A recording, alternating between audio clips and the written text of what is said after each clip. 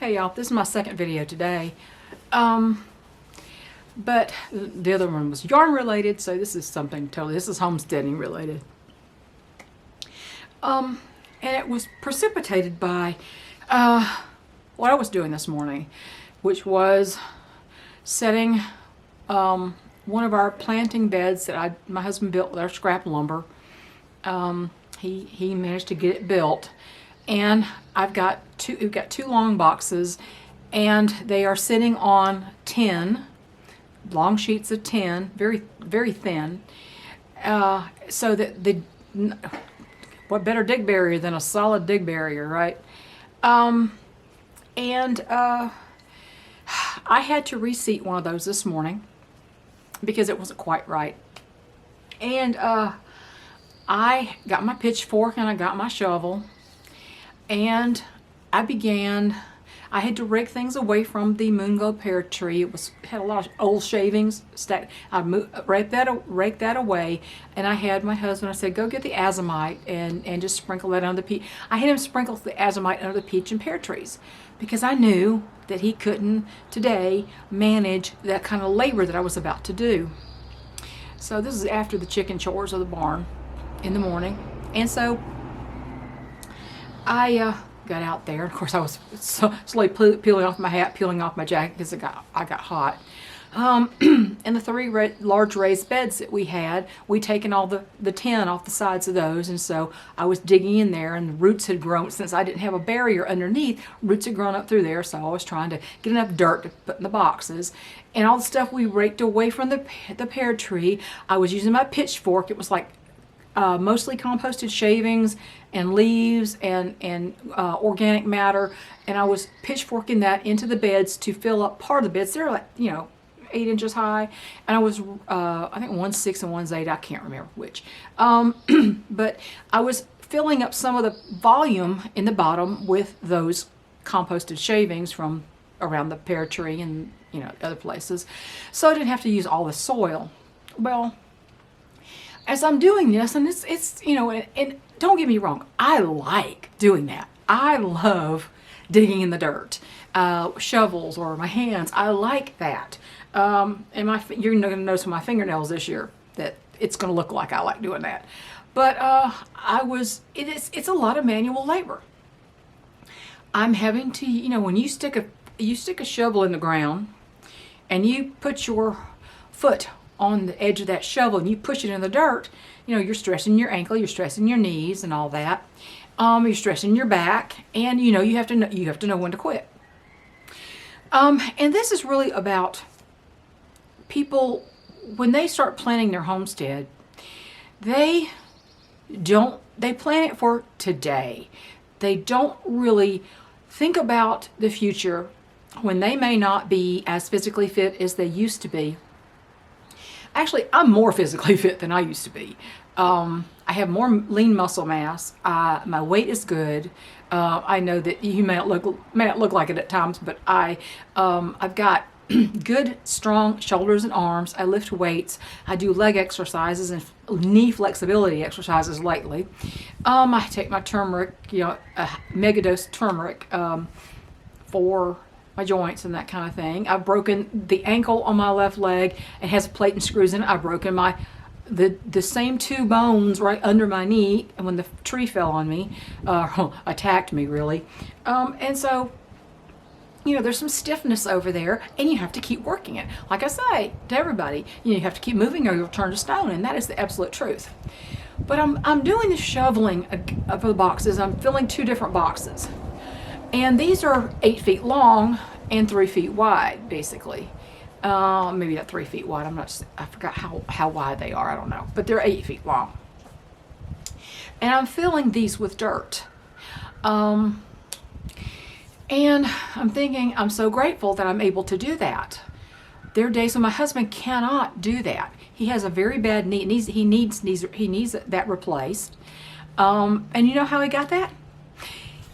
He was sweeping aside with his foot leaves, and he hit a stump that he couldn't see, and it tore his knee. And his leg kept going and his knee didn't. But anyway, it was what I'm saying is, people don't think that they're ever going to have a problem. And I know a lot of women think, well, if I ever can't do something, my husband will do it. Well, what if it's your husband that has the problem and you have to do it? Like I have to do a lot of things. I am not complaining. I do not want anybody to go there. I am not complaining. I have lived with this man for, we've been married for 47 years. I have lived with him, and he's had this back issue for about, ever since he was in the Air National Guard before he went active duty, he fell through a floor. He fell through a floor with one leg and jarred his back to start with. That's what started a lot of this. And so from then on, and he's fallen, he's hurt himself, he's done a lot of stuff, and he has degenerative disc disease, and it's gotten progressively worse. And he blew a disc when he went temporary duty in Texas, and he had to come back in a wheelchair, and he had to have surgery. This was in the 90s. So it's been progressively worse. Well, I've gotten progressively healthier. Thank God I have, because if I hadn't, we'd be sunk. We'd have to always pay people to do things, and I don't like bringing people back to this property to do things. And there goes my cat. I get on video and he takes off. Ben, come back here. He's not going to. Don't even worry about it. For a blind cat, he sure does go a lot of places. He's not completely blind. There's no way he can be.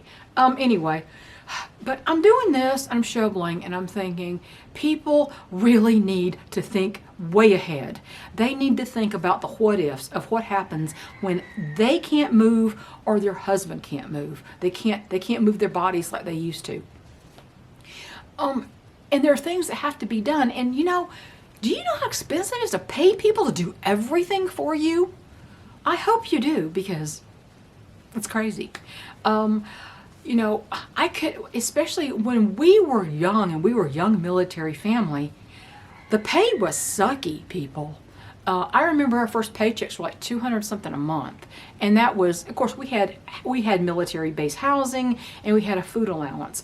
But still, that's not a lot of money to raise 2 young children on.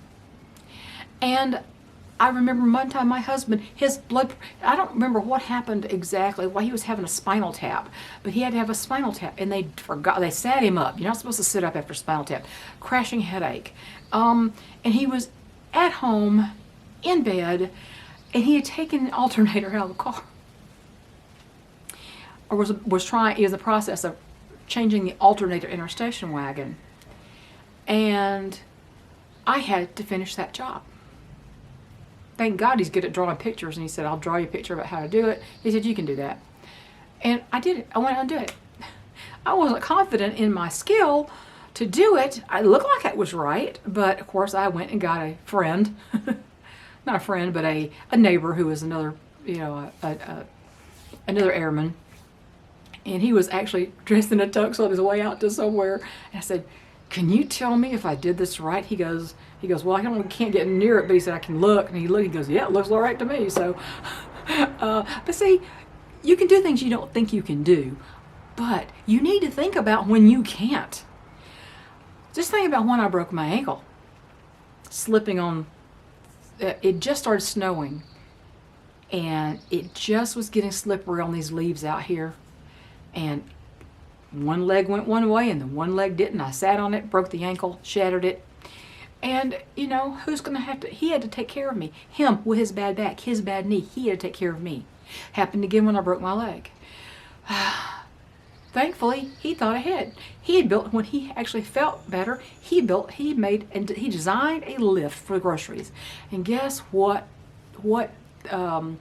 Cargo had to go up and down on that lift. This girl in a wheelchair. That's why we built the platform big enough for a wheelchair to be on.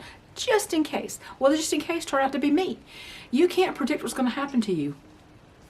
And people don't understand also what it's like to live with somebody in chronic pain.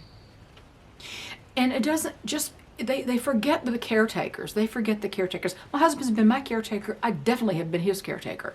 And I am on an ongoing basis because his problems are lifelong. My problems, okay, break your ankle, a couple months to recover, you're on to other things. Break your leg, 6 months to recover, on to other things. But his problem's lifelong, so I am permanent caretaker.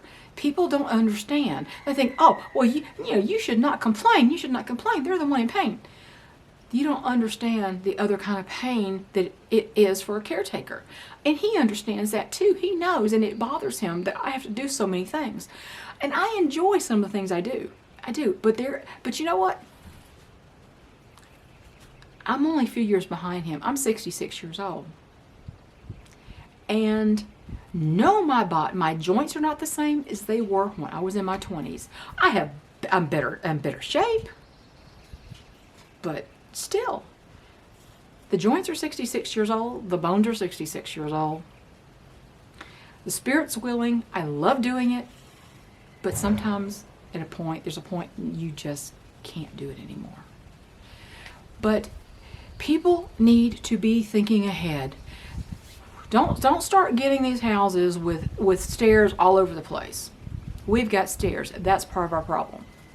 At some point, we may have to have an actual commercial lift put in, one that actually has hydraulics and all that good stuff, really good hydraulics, and is made for human cargo and made for more weight and everything. That's going to cost $5,000 or more. Instead of $600 it cost us to build this one. So I was grateful we had this one.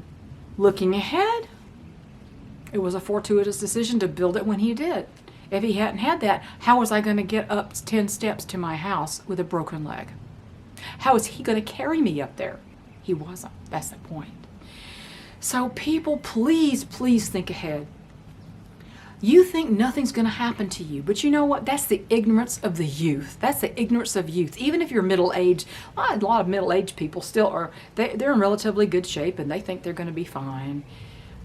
But they're wrong to think that way. Never think that way. Always plan for the worst. Hope for the best, but definitely plan for the worst. That's what prepping is all about. And you prep for, and in prepping, the very essence of prepping is to plan for the unexpected. And the unexpected can start when you're choosing your homestead. Please think, when you're choosing your homestead, can we live in this house when we're in our 80s? Because there's nothing worse than loving a place and putting your heart and soul into a place and then realizing you're going to have to leave it. And prices out there are so high you can't afford to leave the place that you have. And you're going to have to go somewhere you don't want to go and be around people you don't want to be around. So the very essence of prepping, the very heart of prepping, is to prepare for the unexpected. But people don't prepare for getting old. So that's my lesson for today. Please heed that. I know I've talked about this before, but out there shoveling dirt and everything, and even when I had to dig a grave for one of my chickens in this root and rock-ridden property, and some of my chickens are big, and I have to do it. Most of the time, it falls on me to do. I'm happy I can do it. I like digging holes. But there's sometimes I don't feel like digging holes. My ankle hurts. My knee hurts. You push through it, but that's the first thing you need to prepare for when you're starting a homestead, is for when you get old. Choose your homestead wisely. And so that's the same lesson I've been teaching over and over and over. Please, please, please, please learn that lesson. Because one of these days it may be you who has to shoulder everything. It may be your spouse, your partner, whatever, that can't do it anymore. They may end up in a wheelchair. What if they end up in a wheelchair? And you have to not only take care of the property, but them too. What's going to happen? And then it costs a lot of money to pay other people to do things. And then, even if you have the money, sometimes you can't find people who want to do them. Trust me on that one. It took me 2 years to find anybody who wanted to do the fence over there, that one side of my property. Thank goodness my son had some good friends that he works with at Amazon that were willing to come out here and help us out. I mean, yes, I paid them. Yes, I paid them. I was going to pay anybody. And I was grateful that they showed up. And they were so pleasant and fun to be around. And but 2 years of begging people to come and do this work. The posts were in, the fencing was laying there. All they had to do was string it. And I couldn't get anybody to do it. Tax-free money, people. And they didn't want to do it. They were too lazy. Government was giving them a handout. So anyway, I could ramble all day about this subject, and I'm going to stop right now because we're about at 15 minutes and I am done for the day. Have a great day. Think about what I said. Please think about what I said. If you choose the wrong homestead, it may come back and bite you in the ass. God bless y'all.